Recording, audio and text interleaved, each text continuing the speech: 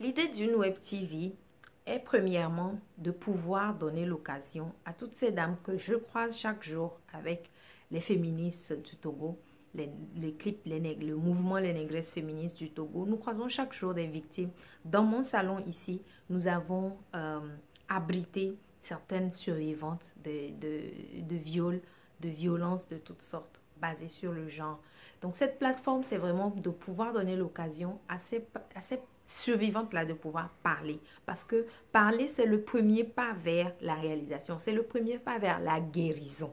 Donc pouvoir avoir une plateforme qui permet à ces dames, à ces survivantes, de parler en sachant qu'elles ne peuvent pas être jugées, de parler en sachant qu'on croit en ce qu'elles sont en train de dire. On ne leur posera pas de questions que les unes et les autres, les uns et les autres qui ne maîtrisent pas la question des violences peuvent poser. Qu'est-ce que tu cherchais là-bas cette nuit? Pourquoi tu es allé là-bas seul? Pourquoi? Non, une plateforme qui écoute. Parce que c'est le premier point que nous offrons sur cette plateforme, l'écoute. Le deuxième point que nous offrons sur cette plateforme, c'est vraiment d'être un miroir pour la société. Que les gens puissent écouter ce que nos actes, ce que nos décisions, ce que les petits gestes que nous posons chaque jour agissent ou l'impact que cela a dans la vie des femmes et filles.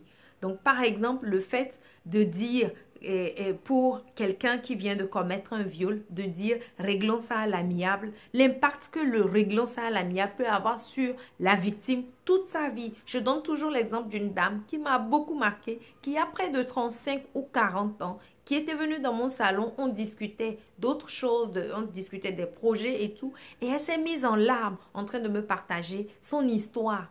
Elle me disait qu'elle a été victime de viol et qu'elle souhaite vraiment avoir un accompagnement. Elle ne sait pas par où passer. Elle ne sait même pas avec qui en parler parce que elle a l'impression, elle a honte, elle a l'impression que les gens se moqueront d'elle. Mais mieux, le responsable, l'auteur de ce viol la voit chaque jour et dit que sa vie est un échec parce qu'elle n'est pas mariée à 40 ans.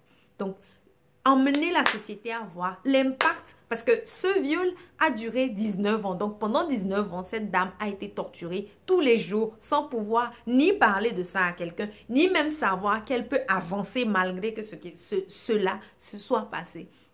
Donc, emmener la société à voir, à se mirer par rapport aux actes qu'on pose qui ont l'air d'être rien du tout ou dont les actes dont l'auteur oublie tout de suite et maintenant ce qu'il a posé comme acte alors que l'impact reste pendant 20 ans, 50 ans dans la vie d'une personne. Donc, pour nous, le second point, c'est vraiment d'être le reflet de la société. Le troisième point, c'est vraiment d'apprendre aux jeunes filles et femmes la question de la santé sexuelle et reproductive. C'est très important parce que la santé sexuelle et reproductive d'une femme lui permet de pouvoir mieux gérer sa vie, lui permet de mieux contrôler sa vie, lui permet de prendre des décisions sur ce qu'elle pense être bien et utile pour sa vie, pour sa communauté, pour ses rêves, pour ses projets. C'est très important. Le dernier point sur lequel nous voulons travailler, c'est encore beaucoup plus mettre en place ce cadre-là qui permet aux jeunes et adolescents de discuter sans arrière-pensée, sans avoir peur d'être jugés de tout ce qui est lié à la santé sexuelle et reproductive. Je postule à cet appel afin de pouvoir rendre cela utile, mettre en place une plateforme qui permet aux jeunes filles et aux femmes de partout. Ce qui est intéressant dans cette plateforme, c'est le fait que même dans ta maison, dans ta chambre, quand tu ne peux pas aller discuter de cela dans un centre à côté de toi parce que tu as peur que les gens te regardent, au moins sur la plateforme, tu peux avoir les informations qu'il faut afin de pouvoir contrôler, gérer ta vie. Voilà pourquoi je postule à cet appel et j'espère vivement que je puisse être retenue.